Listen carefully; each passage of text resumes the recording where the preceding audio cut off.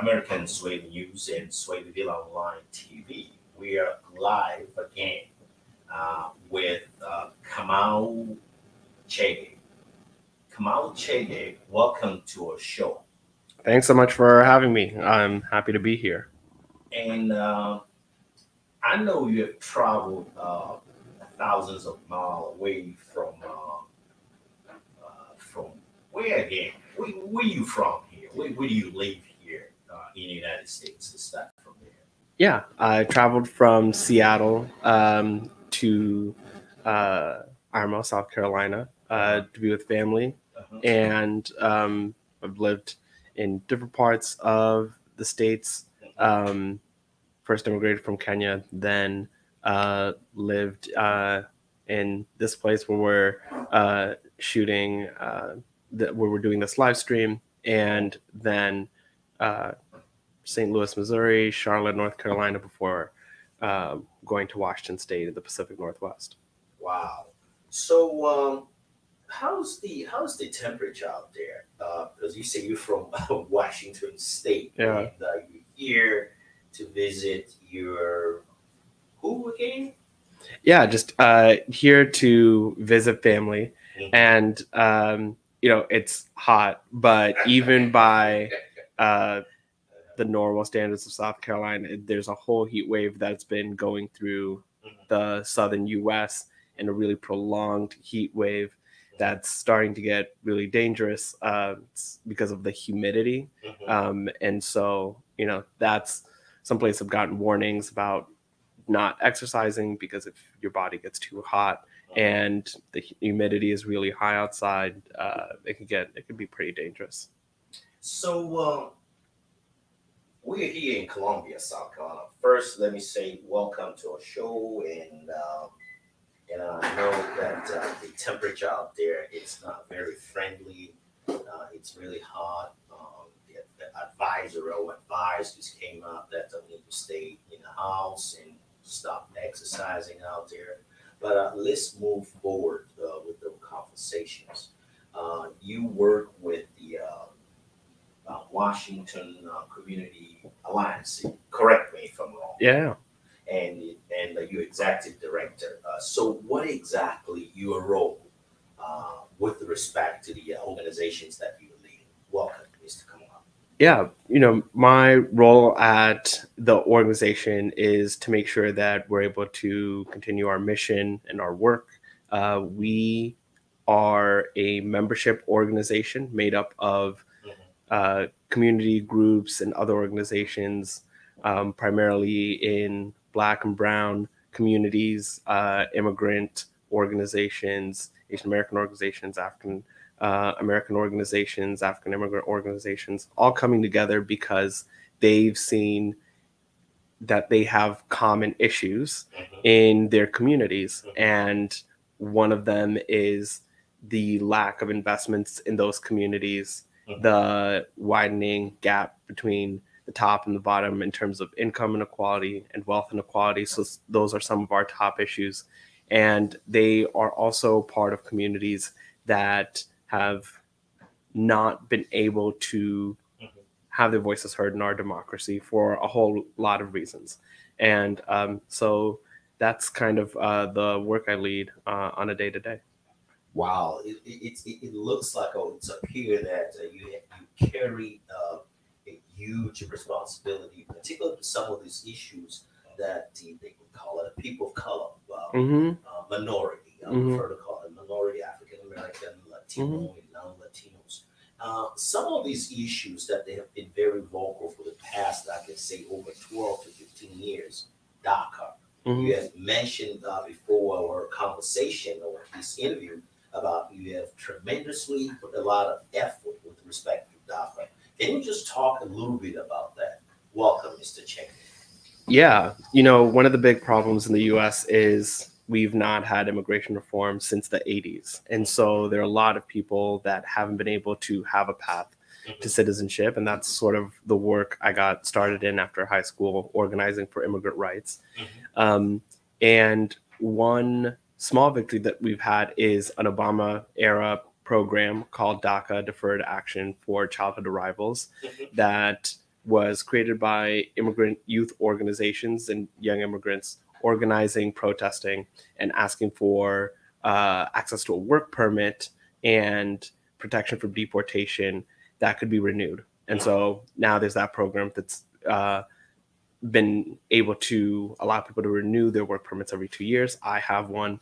And during the Trump administration, there was an effort to eliminate that program, as sort of the Trump administration and the whole Republican Party has become very anti-immigrant and centralized that issue for themselves.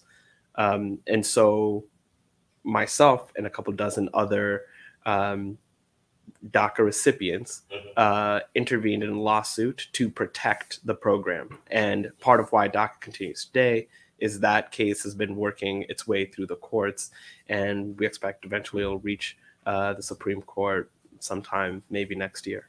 Okay, that's very good. Can you just elaborate a little bit about the case itself? It's at the state level or it's at the federal level? Yeah, it's a federal level case. It's these very right-wing authoritarian attorney generals, the Attorney General of Texas, who has a whole bunch of scandals, and others, trying to get rid of the program, trying to claim that because we are able to work, then that means state resources are going to us. And doesn't make a lot of sense because everyone pays taxes regardless of your immigration status. And so that's how the lawsuit came to be. I think the larger picture has always been that there should be a path to citizenship, and that's what most people think there should be. If you don't have status, if your status lapsed, there should be some process for you to correct that and have a path to citizenship. And because of the way our one particular party, the Republicans, have really turned immigrants into a central scapegoat and tried to use that for their own political advantage, we haven't had those larger reforms. One of the things that my organization has been working on is state-based solutions. So, there could be lawsuits to protect what we have, but to make new gains, it's best to work at the local and state level where you have more access to those governments. Yeah, and they're more responsive, and you can organize a lot more. If 100 people show up to the National Mall and Capitol, it's not making the news. But if 100 people show up to a city council meeting or a state legislative hearing, then it is really important. And so the main thing that we've been able to push for was pandemic checks, similar to the stimulus checks that most folks got, but including immigrants and undocumented immigrants in particular, because they were some of the people most likely to be in jobs endangered by the COVID-19 virus, working, in agriculture or in healthcare or in frontline services, restaurants. And then the second thing that we've been working on is really important, which is expanding unemployment insurance to include people who are working but don't have documentation to file federal unemployment insurance. Colorado has started a program, and we've been working on one in Washington State as well, with the hope being that other states can apply these solutions.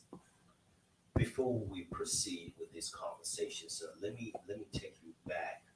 Every time when you talk about Washington State, can you just share with our viewers and our listeners where is exactly the Washington State is located here in the United States? Welcome, Mr. Chege. Yeah. For people who aren't as familiar, so Washington State is in the Pacific Northwest and on the West Coast. And so like other states like California or Oregon, even Alaska a little bit, those are states where I think culturally they're more laid back. They're also getting more racially diverse. So in Washington, 1 out of every 3 people are people of color. And people will hear about all sorts of crazy things happening in the United States, and part of that is just how nationalized everything has gotten. And so the other trend has been organizations like us who are working at the state level and trying to get those solutions modeled.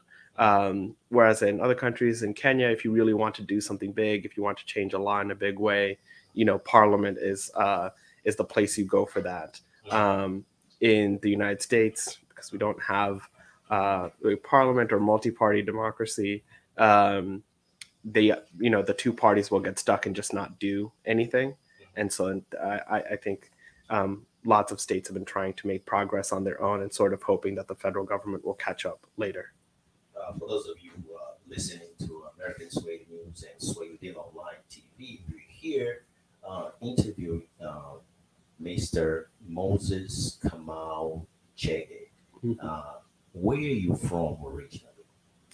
So my family immigrated from Kenya in 2001 and lived here in South Carolina and then in different states in St. Louis, Missouri, and the Midwest, in the other Carolina, up north in Charlotte, and then to Seattle. Yeah. And what exactly motivated you to move to Seattle, Washington State? Is that correct? Yeah.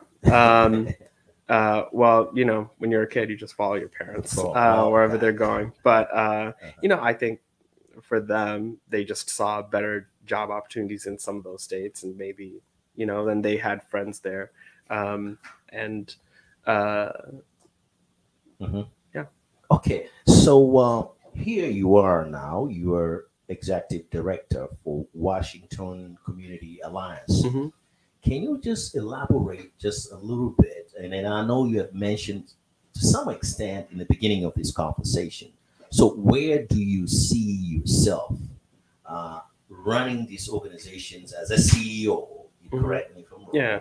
And you're very young in terms of age, but in terms of the leadership, I can see you can blossom. Maybe in another 5 years, you'll be maybe in Washington, D.C. and making some policies and laws for the United States. I don't want to go get myself ahead of you. Yeah. Just share with us, where do you see yourself and what is this Washington Community Alliance? Yeah, I probably see myself still working on the same issues and maybe at a different organization or at a labor union. To me, there's sort of two big issues to work on for a long time. One of them is the economy, the amount of wealth and income inequality that we have, because the more that a handful of people at the top are able to accumulate the resources that everyone else is creating, the worse things are for most people. And, our economy is just how we decide to, it's just a question of who is going to get what and why. And right now it's people at the top are going to get a lot of money because they inherited it or they have it in investments that keep growing. And I think there's a different way. There's a different way to construct the economy that's more fair and balanced. And then democracy, which is how we make decisions at a very large scale, millions of people deciding what we want our collective future to be. And right now, there aren't a lot of ways for people to communicate what they want. We have sort of single choice voting. So you can't say, if you didn't have this representative, you'd rather have that one. And if that one, doesn't make it, you'd rather have this one. And proportional representation, if there's a community that is 30% of the vote, they should have 30% of the representation in the legislature or something like that. And that's really important, especially in America. For people who are outside of the United States, some of them might not know this, but we didn't have voting rights protected until the 1965 Voting Rights Act.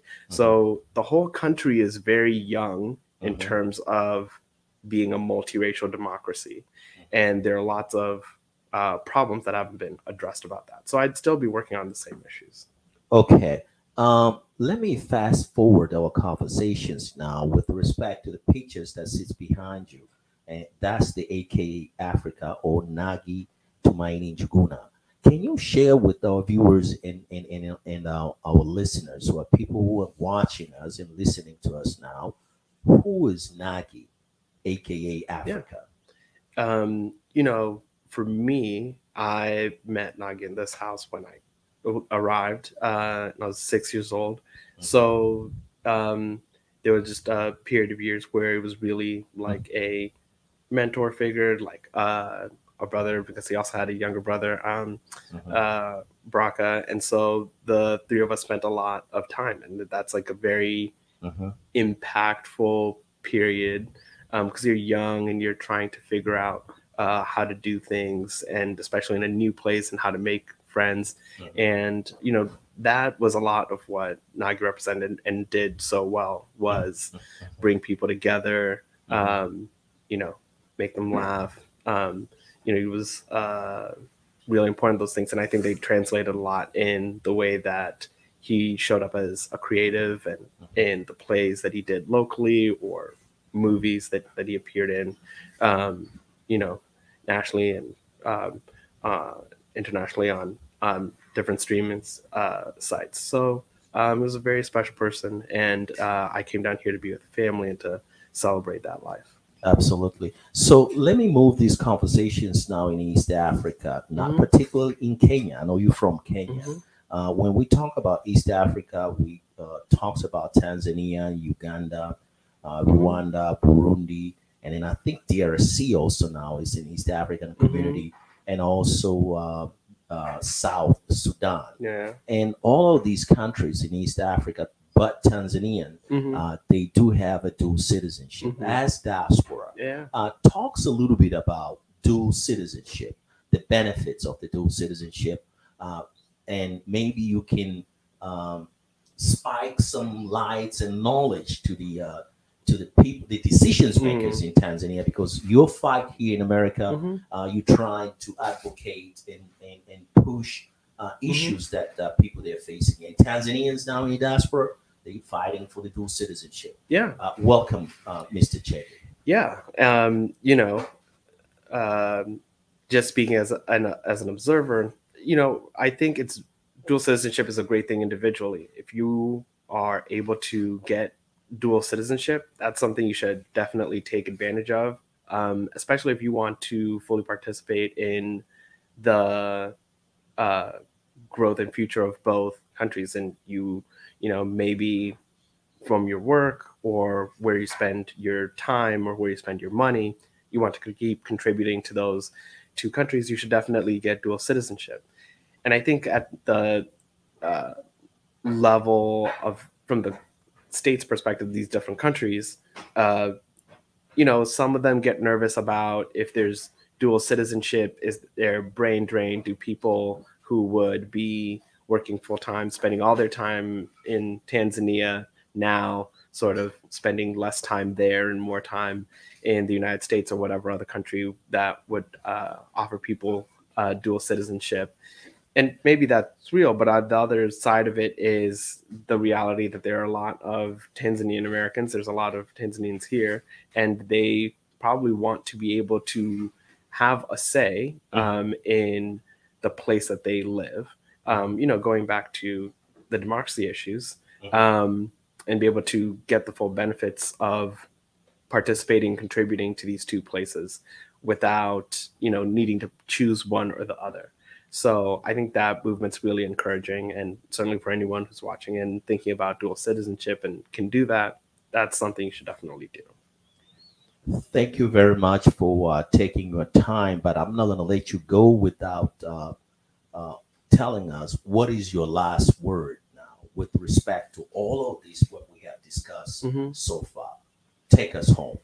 Yeah, I think, something that I've just learned is you could do a lot more than you think if you're organizing in your community and you're bringing a lot of people together around a shared agenda. Mhm. And what's even more powerful, and I think one of the reasons that makes the organization I work for special is, uh, then those organizations are bringing their communities together across different lines and working on projects together and finding out that the community that lives on the other side of town, they also want more transit or more investments or feel like these things are wrong, and they want to come together to be able to show popular support for those things. And they've been able to see one campaign after another be successful and changing one thing after another. And that is what creates the sort of the flywheel and makes the next campaign easier, is when you can go back to these different, when one person from one of those communities can show how beneficial it was to work with a different organization and deliver for their communities. And so that's really encouraging, and other people can get involved and organize and make their voices heard. That's what makes everything else better. Thank you, Mr. Kamau Chege, and welcome to a show again next time. And I'm looking forward to speaking with you. Probably, maybe we're in Washington.